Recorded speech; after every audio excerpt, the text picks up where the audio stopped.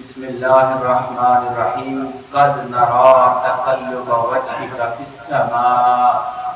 فلنولينك قبلة ترضاها فول وجهك شطر المسجد الحرام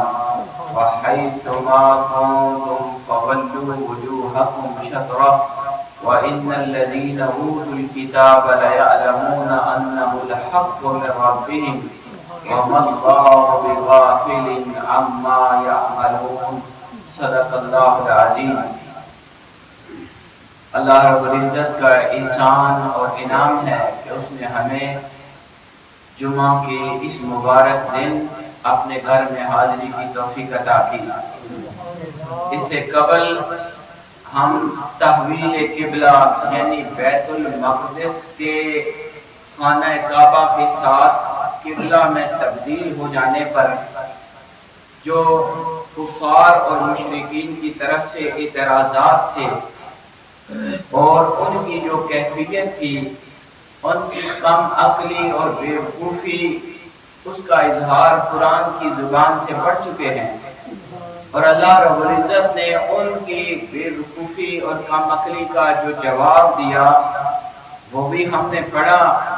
اللہ ارشاد فرماتا ہے کہ مشرق و مغرب سب اسی کا ہے۔ قل للہ المشرق والمغرب، مشرق بھی اس کا ہے، مغرب بھی اس کا ہے،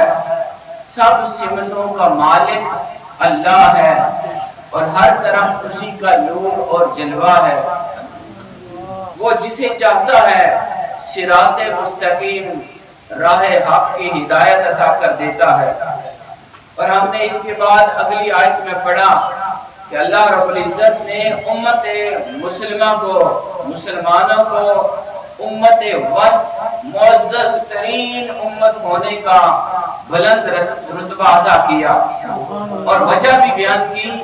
کہ اے میرے نبی کے کلمہ گو مسلمانوں، تمہیں میں نے امت وسط ہونے کا، معزز ترین امت ہونے کا جو درجہ دیا ہے، یہ اس لیے دیا ہے تاکہ پورے انسانوں کے اوپر، تمام روح انسانوں کے اوپر قیامت والے دن تم گواہ بنو۔ اور پھر آقا علیہ السلام کی گواہی ہماری گواہی پر ہوگی، اور یوں پوری دنیا کی عدالت اور پوری دنیا کے معاملات امت مسلمہ کی گواہی اور آقا علیہ السلام کی گواہی سے پائے تکمیل تک پہنچیں گے۔ اور یہ بات ضمناً آپ جانتے ہیں کہ گواہ وہ ہوتا ہے جو سننے والا بھی ہو اور دیکھنے والا بھی ہو۔ اور یہ بات آپ نے نشین کر لے کہ آقا علیہ السلام کی ذات، آپ کی ہستی، اس کو اللہ رب العزت نے شاہد بھی بنایا، شہید بھی بنایا۔ قرآن مجید کی آیت ہم نے پڑھی وَيَكُونَ الرَّسُولُ عَلَيْكُمْ شَهِيدًا، کہ آقا علیہ السلام کی امت جب دیگر امتوں کے لیے بطور گواہ اللہ کی بارگاہ میں حاضر ہوگی اور یہ گواہی دے گی کہ مولا ان سب امتوں پر، ان سب انسانوں کو تیرے نبیوں نے تیرا پیغام پہنچا دیا تھا،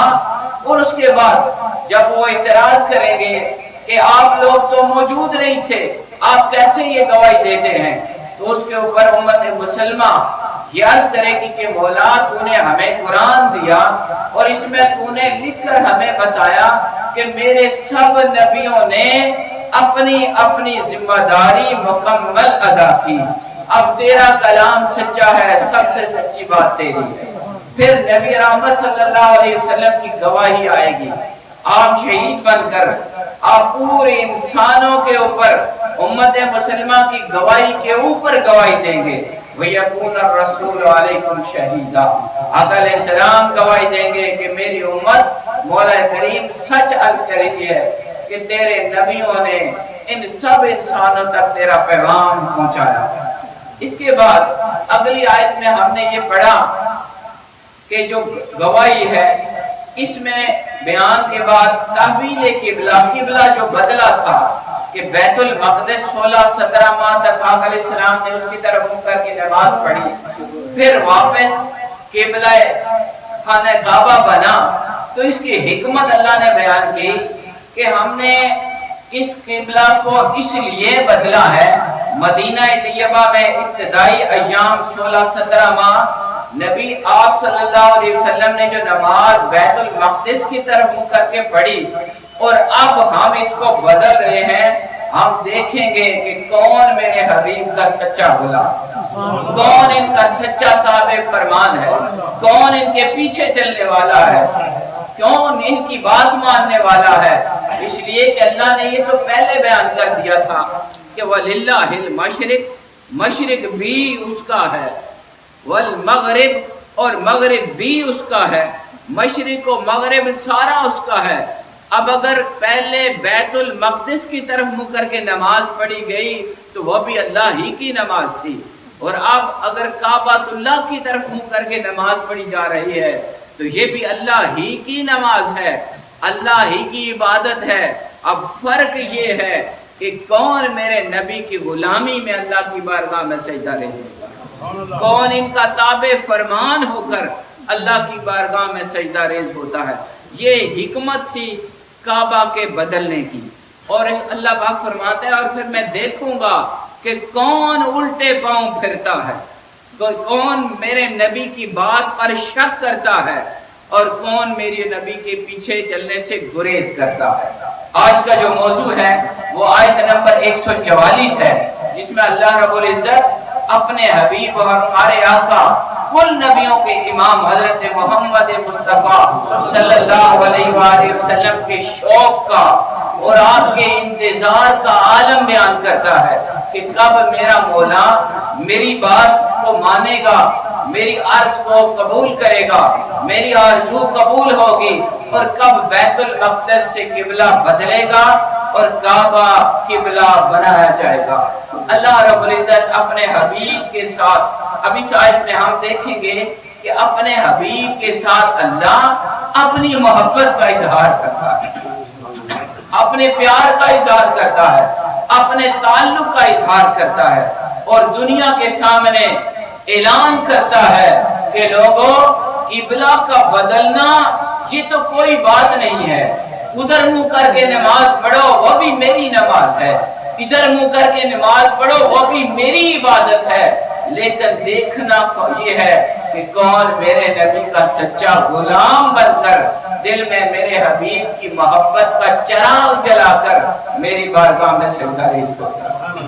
قرآن مجید کی آیت جو میں نے تلاوت کی اس کا ایک ایک لفظ ہمارے لیے نصاب محبت اور نصاب عشق کا درجہ رکھتا ہے۔ آپ سنیے، قرآن آیت کا آغاز کرتا ہے قد، بے شک، کوئی شک نہیں اس میں شک نہ کرنا، نرا، ہم دیکھ رہے ہیں، تقلبا، بار بار پلٹنا، بار بار اٹھنا، بار بار دیکھنا، وجہی کا، آپ کے چہرے کو۔ آپ دوبارہ سنیے، قد نرا تقلب وجہی کا، بے شک ہم بار بار آپ کے چہرے اقدس کو، آپ کے رخ انور کو، آپ کے چہرے مبارکہ کو اور آپ کے مکھڑے کو بار بار آسمان کی طرف اٹھنا ہم دیکھ رہے ہیں۔ اللہ کریم آقا علیہ السلام کے اس شوق کا اور اس انتظار کی کیفیت کو اور اس کے لمحے لمحے کو اپنی محبت کے ساتھ بیان کرنا۔ ابھی تحویل قبلہ کا حکم ہم نہیں پڑھ رہے، ابھی اس کی کیفیات پڑھ رہے ہیں، کیفیات محبت اور کیفیات انتظار پڑھ رہے ہیں کہ آقا علیہ السلام انتظار کر رہے ہیں، بار بار چہرہ اوپر کر رہے ہیں، فی السماء، آسمان کی طرف آپ کا چہرہ بار بار اٹھ رہا ہے، اور اللہ اس کا جواب کیا دے رہا ہے کہ جب جب محبوب آپ کا چہرہ آسمان کی طرف اٹھتا ہے تب تب ہم آپ کے چہرے اقدس کو دیکھ رہے ہیں۔ جہاں تک آپ نے بات سنی آپ نے سمجھا ہوگا، اور یقیناً آپ اس کیفیت سے واقف ہو رہے ہوں گے کہ اللہ کریم ہمیں یہ بتا رہا ہے اور ہمیں یہ سکھا رہا ہے اور ہم تک یہ بات کھول کر بیان کر رہا ہے کہ لوگوں میرا اپنے حبیب سے کیسا تعلق ہے، میرا اپنے محبوب سے کیسا تعلق ہے۔ یہاں تک آپ نے یہ بات سمجھی ہے کہ حضور کی جو کیفیت انتظار ہے کہ کب وہ وقت آئے گا کہ قبلہ بیت المقدس ختم ہوگا اور کعبۃ اللہ مکہ والا حرم کب قبلہ بنے گا، کب وہ وقت آئے گا، کہ کیفیت شوق ہے۔ یہاں پر آقا علیہ السلام کا وحی کا انتظار بیان ہوا ہے۔ یہاں تک ابھی تک ہم نے جو پڑھا قد نرا تقلب وجہک، ہم آپ کے چہرہ اقدس کو بار بار، وجہ کا تقلب کہتے ہیں بار بار، تقلب ایسا ہوتا ہے کہ جس میں بار بار ترتیب سے آپ دیکھیں گے ایک دفعہ یہاں لفظ نہیں ہے بلکہ تقلب ہے، بار بار جو کام کیا جائے تو اللہ پاک فرماتے ہیں ہم آپ کے چہرہ اقدس کو دیکھ رہے ہیں، وجہ آپ کے سونے مکھڑے کو دیکھ رہے ہیں۔ اس میں آپ اگر غور کریں گے تو آپ کو محسوس ہوگا کہ اللہ کا اپنے حبیب کے ساتھ جو قرب ہے، جو خاص تعلق ہے، اس میں اللہ پاک اس کو ظاہر کر رہا ہے اور اظہار محبت ہو رہا ہے۔ یوں لگتا ہے اللہ پاک جہاں اس کیفیت کے ساتھ اس طرح بیان فرماتا ہے کہ آج دنیا کے سامنے اس داستان محبت کو کھول کے رکھ دیا، جبکہ وہ مالک کائنات ہے۔ یہ آپ جانتے ہیں کہ وہ رب واحد ہے، وحدہ لا شریک رب ہے، اس کو کسی کی حاجت نہیں، سب اس کے محتاج ہیں۔ وہ بے نیاز رب ہے، سب اس کی بارگاہ کے محتاج ہیں۔ انسانوں میں سے کائنات کی ہر شے اس کے سامنے عبد کا درجہ رکھتی ہے، بندے کا درجہ رکھتی ہے، اور اس کو کسی کی ضرورت نہیں۔ وہ لم یلد ولم یولد ہے، وہ بے نیاز رب ہے، اس کو کسی کی حاجت نہیں۔ تب بھی اللہ کہتا ہے کہ میں اپنے محبوب کے ساتھ یوں پیار کرتا ہوں، قد نرا تقلب وجہک فی السماء، محبوب ہم آپ کے والضحیٰ والے مکھڑے کو بار بار آسمان کی طرف اٹھتا، اور بار بار آپ کا چہرہ جب آسمان کی طرف اٹھتا ہے تب ہم آپ کے چہرے کو دیکھتے۔ یہ غور کیجئے، سوال بنتا ہے کہ مولا اگر قبلہ بدلنا ہے تو سیدھا سیدھا حکم ادا کر دے کہ ٹھیک ہے بھائی آپ کی بات قبول ہے محبوب، اب آپ منہ کعبہ کی طرف کر دیں۔ یہ جملے کیا معنی رکھتے ہیں، ان کا کیا مفہوم ہے، ہم ان سے کیا سیکھیں؟ یہ بات آپ نے سمجھنی ہے، اور یہ اسلام کا مزاج ہے، یہ اسلام کا طریقہ ہے، یہ اللہ کا اپنے حبیب کے ساتھ تعلق خاص ہے، جس کا اظہار یہاں اللہ پاک فرماتا ہے کہ ہم آپ کے چہرے کو بار بار آسمان کی طرف اٹھتا دیکھ رہے ہیں۔ تقلب وجہک فی السماء، آگے فرمایا فَلَنُوَلِّيَنَّكَ قِبْلَةً تَرْضَاهَا، محبوب ہم ضرور ضرور آپ کو اس قبلہ کی طرف پھیر دیں گے جس کی طرف آپ کی مرضی ہے۔ قرآن کے الفاظ دیکھیے، یہاں غور کیجیے، ابھی تک تحویل قبلہ کا حکم نہیں ملا، ابھی ماحول بنایا جا رہا ہے، ابھی سکھایا جا رہا ہے، ابھی بتایا جا رہا ہے، ابھی اظہار محبت ہو رہا ہے، اور آقا علیہ السلام کی شان ظاہر ہو رہی ہے کہ لوگوں سنو، میرے محبوب کی مرضی اگر قبلہ کے بدلنے میں ہے تو ہم قبلہ کی سمت بدل دیں گے، چاہے دنیا ساری اعتراض کرتی رہے، کفار بولتے رہیں، انگلیاں اٹھتی رہیں، ہمیں کسی کی پرواہ نہیں۔ فَلَنُوَلِّيَنَّكَ، ہم ضرور بدلیں گے، آپ کو پھیریں گے قبلتاً، اس قبلے کی طرف ترضاها جہاں آپ کی مرضی ہے۔ آپ یہ بات سمجھنے والی ہے، جب یہ آیت اتری تو اس وقت آقا عالم صلی اللہ علیہ وسلم مسجد بنی سلمہ، جہاں آج بھی مسجد قبلتین ہے، جو لوگ جاتے ہیں حج عمرہ کے لیے اس کی زیارت ضرور کرتے ہیں مدینہ منورہ میں، تو آپ اس مسجد کے اندر ظہر کی نماز ادا کر رہے تھے اور 2 رکعتیں ادا ہو چکی تھی۔ یہ بات غور والی ہے، اس دوران 2 رکعتیں ادا ہونے کے بعد جبریل امین اترے اور دنیا کو ایک پیغام دیا۔ آقا علیہ السلام کے 2 رکعتیں ادا ہو گئیں، 2 رکعتیں پڑھی جا چکی، جماعت کھڑی ہے اور دوران نماز آپ کو حکم مل رہا ہے، جبریل امین پیغام دے رہے ہیں کہ حبیب آپ کی بات پوری ہو چکی، اللہ نے آپ کی بات کو قبول کر لیا ہے، اب آپ کی مرضی کے مطابق۔ کتنا بڑا مقام ہے۔ آپ دیکھیں حضرت حسان نے بھی اسی بات کو بیان کیا تھا۔ وہ کیا کہتے ہیں؟ وَأَحْسَنُ مِنْكَ لَمْ تَرَكَتْ، آپ سے اچھا، آپ سے حسین، آپ سے سونا میری آنکھ نے دیکھا ہے۔ وَأَحْسَنُ مِنْكَ لَمْ تَرَكَتْ عَيْنِي وَأَجْمَلُ مِنْكَ لَمْ تَلِدِ النِّسَاءُ، میری آنکھ کیسے دیکھتی؟ اگر کسی ماں نے جنا ہوتا تب کوئی آنکھ دیکھتی نا، آپ سے سونا تو کسی ماں نے جنا ہی نہیں۔ وَأَجْمَلُ مِنْكَ لَمْ تَلِدِ النِّسَاءُ خُلِقْتَ مُبَرًّا مِنْ كُلِّ عَيْبٍ، آپ کو اللہ نے تمام عیبوں سے پاک پیدا کیا، کوئی آپ کے اندر خامی نہیں، کوئی کمزوری نہیں۔ کَأَنَّكَ قَدْ خُلِقْتَ كَمَا تَشَاءُ، آپ کو تو اللہ نے ایسے بنایا ہے جیسے کہ آپ کی مرضی تھی۔ اب دیکھیں یہاں اللہ آپ کی مرضی کے مطابق قبلہ بدل رہا ہے، جبکہ وہ وحدہ لا شریک ہے، اس کو کسی بندے کی حاجت نہیں، لیکن جسے چنتا ہے، جسے اپنا حبیب بناتا ہے، جسے اپنا قرب خاص عطا کرتا ہے۔ اور ہمارے آقا کو اللہ نے کل کائنات میں، تمام نبیوں پر، تمام انسانوں میں اور تمام کائنات کے اوپر سب سے بلند درجہ لے کر آپ کو اپنا حبیب بنایا۔ اسی لیے آپ کو یہ مقام ملا کہ آپ دوران نماز آپ کے لیے حکم آ گیا کہ آپ قبلہ بدل دیا جائے۔ آقا علیہ السلام ایسے آپ محسوس کریں، منہ ادھر ہے اور حکم آیا قبلہ بدل دیا جائے، آپ یہاں سے اس طرف منہ کر چکے اور صحابہ پیچھے کھڑے تھے، وہ آگے گھوم کر پیچھے آ گئے، قبلہ بدل دیا گیا۔ دوران نماز 2 رکعتیں ادا ہونے کے بعد یہ عمل ہوا، کسی صحابی نے ایک لمحے کی تاخیر کی۔ اسی کو قرآن کہتا ہے کہ ہم یہ لِنَعْلَمَ مَن يَتَّبِعُ الرَّسُولَ، ہم دیکھنا چاہتے ہیں، ہم یہ منظر دیکھنا چاہتے ہیں، کون میرے رسول کی سچی پیروی کرنے والا ہے، مِمَّن يَنقَلِبُ عَلَىٰ عَقِبَيْهِ، اور کون الٹے پاؤں پھرنے والا ہے اور شک کرنے والا ہے۔ تمام صحابہ حضور کے پیچھے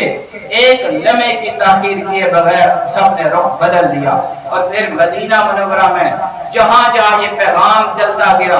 اور جب جب پہنچا، جس جس مسجد میں جماعت ہو رہی تھی، بس جہاں جہاں پیغام پہنچا سب نے رخ کعبہ کی طرف پھیر دیا، وہاں ہی تبدیل ہو گیا۔ اور پھر دنیا نے ایک بے مثال تسلیم و رضا کا منظر دیکھا، ساری دنیا کے سامنے ایسا منظر آیا کہ پوری دنیا حیران ہے کہ ایسے بھی ماننے والے ہوتے ہیں کہ نہ کوئی سوال ہے نہ کوئی جواب ہے، صرف پیغام ملا ہے۔ انہوں نے ایک لمحہ دیر کیے بغیر بے مثال تسلیم و رضا کا منظر پیش کیا۔ علامہ اقبال بیان کرتے ہیں، عاشقانے او سے خوباں خوب در، خوش ترو زیبا ترو محبوب در، دل زیش کے او دوانا می شود، خاک ہمدوش سریا می شود، خاک نجد از فیض او چالاک شد،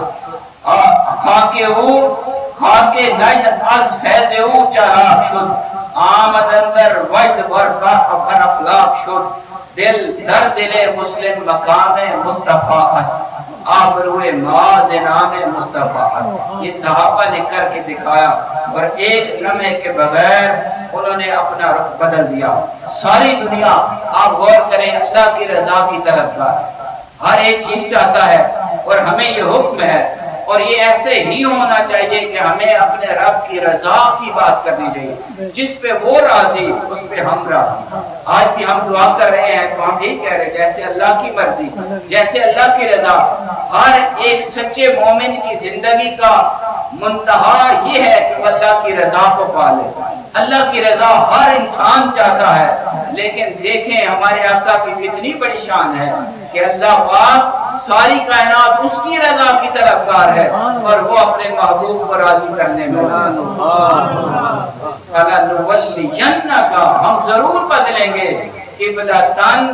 اس قبلے کی طرف تردہ جس میں آپ کی رضا ہے، ہم اس قبلے کی طرف آپ کو پھیر دیں گے۔ قرآن مجید کی ایک دلیل اور لے لے، قرآن مجید فرماتا ہے وَلَسَوْفَ يُعْطِيكَ رَبُّكَ فَتَرْضَىٰ، ان قریب وہ وقت آنے والا ہے، قیامت کا منظر ہوگا، ساری دنیا جمع ہوگی اور آپ کا رب آپ کو اتنا عطا کرے گا، اتنا عطا کرے گا، فَتَرْضَىٰ، آپ راضی ہو جائیں۔ خدا کی رضا چاہتے ہیں دو عالم، خدا چاہتا ہے رضا محمد۔ قبلہ کی تبدیلی یہ جو ہوئی بیت المقدس سے واپس کعبۃ اللہ قبلہ بنا، اس میں یہ بھی ایک اعلان پوشیدہ تھا کہ اب جو ہے نبوت اور رسالت یہ بنی اسرائیل سے لے کر بنی اسرائیل کو دے دی گئی۔ اب یہ سلسلہ بدل گیا ہے، اب سیادت اور قیادت اب بنی اسرائیل کے پاس نہیں رہی، ان کو اللہ نے تقریباً 1,00,000 سے زائد انبیاء عطا کیے اور سارے بنی اسرائیل میں آئے تھے، جتنے بھی نبی آئے، لیکن اللہ نے نبی رحمت صلی اللہ علیہ وسلم کے قبلہ کو آپ کی مرضی سے بدل کر یہ پیغام دے دیا کہ اب قیادت، اب سیادت، اب بزرگی بنی اسرائیل سے لے کر بنی اسماعیل کو دے دی گئی، اب پگڑی ان کے سر آ چکی ہے۔ قرآن فرماتا ہے فَوَلِّ وَجْهَكَ شَطْرَ الْمَسْجِدِ الْحَرَامِ، اب حکم آیا کہ اب اپنا چہرہ آپ مسجد حرام کی طرف کر دیجیے۔ اب اتنی جتنی گفتگو آپ نے سنی تو اس میں اس گفتگو کے پیچھے جتنا ماحول تھا وہ آقا علیہ السلام کی ذات کے ساتھ اللہ کا جو خاص تعلق تھا اس کا اظہار تھا۔ پھر اب حکم ہوا فَوَلِّ وَجْهَكَ، اب آپ اپنا وہ مبارک چہرہ، وہ سونا مکھڑا جس کو ہم نے بار بار دیکھا، اب وہ چہرہ آپ شطر المسجد الحرام، مسجد حرام کی طرف پھیر دیجئے۔ یہاں جو رخ ہے مسجد حرام کی طرف، لفظ جو بولے گئے ہیں مسجد حرام، جبکہ قبلہ وہ کعبہ اللہ تھا۔ اب یہ سوچا جا سکتا ہے کہ لفظ کعبہ بیان کیا جاتا تو زیادہ واضح ہوتی بات، لیکن یہاں شطر المسجد الحرام فرمایا۔ شطر کا معنی ہوتا ہے سمت کی طرف، یہ قابل غور بات ہے، سمت اور طرف کے لیے شطر بولا جاتا ہے۔ آگے اللہ پاک نے کعبہ کی جگہ فرمایا المسجد الحرام۔ حرام کا معنی آپ پہلے بھی میں نے بیان کیا کہ اس میں وہ جگہ جہاں جنگ و جدل، شکار کرنا، درخت کاٹنا، پرندوں کو مارنا، یہ سب حرام کر دیا گیا، اس لیے مسجد حرام، اس میں یہ سارے کام منع ہیں، اس لیے وہاں پر جہاں کعبہ کا لفظ جو ہے نہیں بولا گیا تو اس کی وجہ کیا ہے؟ یہ بڑی خوبصورت بات ہے۔ اس کی وجہ یہ ہے کہ اگر کعبہ کا لفظ بولا جاتا تو ہر انسان کے اوپر لازم ہوتا کہ وہ عین کعبہ کے سامنے کھڑا ہو کر نماز پڑھے، کعبہ کی بلڈنگ سامنے ہو اور وہ اس کی طرف منہ کر کے نماز پڑھے، اس کعبہ کی طرف۔ لیکن یہاں المسجد الحرام فرمایا گیا کہ منہ جو ہے وہ مسجد حرام یعنی اس طرف کر دو، سمت کعبہ لے لو۔ اب جہاں دنیا میں نماز پڑھنے والا، اللہ کی عبادت کرنے والا اللہ کی عبادت کرے گا تو وہ آپ کو کعبہ کی طرف سمت کر لے گا تو اس کا یہ قبلہ کی طرف رخ کرنا قبول ہو جائے گا۔ اس کے بعد اب آپ دیکھیں ایک نقطہ محبت اور ہے، آگے اللہ پاک نے دوبارہ فرمایا وَحَيْثُ مَا كُنْتُمْ فَوَلُّوا وُجُوهَكُمْ شَطْرَهُ۔ اب سب مسلمانوں کو اللہ نے مخاطب کیا، تم اے مسلمانوں جہاں کہیں بھی ہو، حَيْثُ مَا كُنْتُمْ جدھر بھی تم ہو، فَوَلُّوا وُجُوهَكُمْ اپنا چہرہ پھیر لو شطرہ اس کی طرف۔ یہاں اب دوبارہ عمومی حکم آپ کے سامنے ہے اور آخر میں فرمایا وَإِنَّ الَّذِينَ أُوتُوا الْكِتَابَ، وہ جو اہل کتاب ہیں جنہیں کتاب دی گئی ہے، تورات ان کے پاس ہے، اہل کتاب ہے یہودی، یعلمون وہ جانتے ہیں، ان کو یہ بات پتا ہے انہ الحق من ربہم، یہ قبلہ کا بدلنا، بیت المقدس سے کعبہ کی طرف عبادت کی سمت مقرر ہونا، تحویل قبلہ ہونا، انہ الحق من ربہم، یہ ان کے رب کی طرف سے حق بات ہے۔ اللہ پاک نے یہاں یہ وضاحت کی، یہاں آقا علیہ السلام کو ایک طرح سے تسلی دی کہ ان کے اعتراضات کی آپ نے پرواہ نہیں کرنی۔ جیسے ہم نے پہلے پڑھا، انہوں نے اعتراض کیا کیا ہو گیا، کیوں انہوں نے ایسے کر دیا؟ پہلے قبلہ درست تھا یا اب درست ہے؟ یہ مسئلہ کیا ہے؟ کیوں کعبہ انہوں نے بدلا ہے؟ تو اللہ نے لفظ الصفا سیقول السفہاء، اللہ نے پہلے کہہ دیا کہ اب جو اعتراض کرے گا وہ بیوقوف انسان ہے۔ اب جو طے شدہ بات ہوتی ہے، اگر آپ کو کوئی بات پتا ہو، آپ کسی بات کو جانتے ہوں، آپ اس کی خبر رکھتے بھی ہوں اور آپ کو اندر سے وہ بات سمجھ بھی ہو، پتا بھی ہو، لیکن پھر بھی اگر آپ اعتراض کریں تو یہ آپ کے اوپر یہ جملہ جائے گا کہ نہیں کہ یہ بیوقوفی کی بات ہے، یہ ناسمجھی کی بات ہے، کام عقلی کی بات ہے، اس میں ضعف عقل پایا جاتا ہے۔ جب آپ کو پتا ہے کہ یہ معاملہ اس طرح سے ہے تو اب اس کے اوپر اعتراض کرنا، سوال کرنا، بحث بنانا، یہ کسی انسان کے بیوقوف ہونے کی قرآن کی روح سے اللہ نے فرمایا سیقول السفہاء، یہ بیوقوف ایسی بات کریں گے ما واللہ عن قبلہ، ان کو اس قبلے سے کس نے پھیرا؟ اللہ نے کہا یعلمون، یہ جو اوتل کتاب جن کے پاس کتاب ہے، یہ صاحب کتاب ہے، یہ تورات پڑھتے ہیں، تورات میں لکھا ہوا ہے یعلمون، وہ یہ جانتے ہیں انہ الحق من ربہم، یہ ان کے رب کی طرف سے حق ہے۔ اور اس لیے کہ قرآن مجید میں ہمیں آقا علیہ السلام کی جو علامات نبوت ہیں اس میں ہم نے یہ پڑھ چکے ہیں اور یہ موجود ہے ہر جگہ کہ آقا علیہ السلام کی شانوں میں سے، آپ کی صفات میں سے، آپ کی پہچان کرنے والی باتوں میں سے ایک بات یہ تھی کہ جو نبی آخر الزمان ہوگا وہ خاتم النبیین ہوگا، آخری نبی، اور وہ قبلتین والا ہوگا، دو قبلوں کی طرف منہ کر کے نماز پڑھنے والا ہوگا۔ آقا علیہ السلام کی یہ شان ہے، تو اسی لیے اللہ نے فرمایا کہ یہ جو قبلہ تبدیل ہوا، اب یہ اعتراض کرتے ہیں، یہ ان کی بیوقوفی کی علامت ہے۔ اب یہ کہ وَمَا اللَّهُ بِغَافِلٍ عَمَّا يَعْمَلُونَ، یہ جو بھی کام کر رہے ہیں، یہ جن کاموں میں پڑے ہوئے ہیں، اللہ ان کی خوب خبر رکھتا ہے، اللہ اس کو خوب جانتا ہے۔ اس آیت کے اندر دو باتیں صرف کر کے بات مکمل کرتا ہوں۔ آپ دیکھیں گے اللہ نے شروع میں فرمایا، پہلے ماحول بیان کیا، آقا علیہ السلام کے چہرہ اقدس کے بار بار آسمان کی طرف رخ کرنے کو بیان کیا، پھر یہ ساری باتیں بیان کر کے اپنا اظہار محبت کیا، آقا علیہ السلام کو تسلی دی، یہ ساری بات بیان کر کے پھر اللہ نے حکم دیا تھا فَوَلِّ وَجْهَكَ شَطْرَ الْمَسْجِدِ الْحَرَامِ، آپ محبوب اپنا چہرہ مسجد حرام کی طرف کر لیں۔ توجہ سے بات سنیے گا، یہ جو جملہ ہے اس میں مخاطب نبی رحمت امام الانبیاء حضرت محمد مصطفیٰ صلی اللہ علیہ وسلم کی ذات اقدس واحد ہے، صرف حضور کو اللہ نے مخاطب کیا، آپ کو حکم دیا، آپ کی بات کا اعلان کیا، اور اس کے بعد دوبارہ اللہ نے فرمایا فَوَلُّوا وُجُوهَكُمْ، اب اے مسلمانوں تم سب بھی اپنا چہرہ اس طرف کر لو۔ تو جو پہلے حکم تھا فَوَلِّ وَجْهَكَ، آپ اپنا چہرہ قبلہ کعبہ کی طرف کر لیں، تو حضور کو جب حکم مل گیا تو وہ آٹومیٹکلی تمام امت کے لیے حکم تھا، لیکن یہاں اللہ نے فرق کیا، یہ نقطہ محبت ہے اور اس کو آپ لے لیں۔ اللہ نے پہلے صرف حضور کو مخاطب کیا اور اس میں آپ کی عظمت کا اعلان ہے اور آپ کی تعظیم کا اعلان ہے، میرے محبوب پہلے میں آپ سے بات کرتا ہوں، پہلے آپ کو بتاتا ہوں، پہلے آپ کو خبر دیتا ہوں کہ آپ اپنا چہرہ اقدس کعبہ کی طرف کر لیں، اور جب آپ سے بات ہو گئی اب میں سب لوگوں کو مخاطب کر کے کہتا ہوں کہ میرے نبی کے پیچھے تم بھی اپنا رخ حضور علیہ السلام کی تابع فرمانی میں کعبہ کی طرف کریں۔ اس میں آقا علیہ السلام کی عظمت کا اظہار ہے، آپ کی تعظیم کا اظہار ہے، اور آقا علیہ السلام کی جو شان خاص ہے اپنے رب کی بارگاہ میں اس کا اعلان ہے۔ اللہ کریم کی بارگاہ میں دعا گو ہوں کہ اللہ پاک ہمیں قرآن مجید کی ہدایت پر، قرآن مجید کی تعلیمات پر عمل کی توفیق عطا فرمائے۔ وما علینا الا البلاغ۔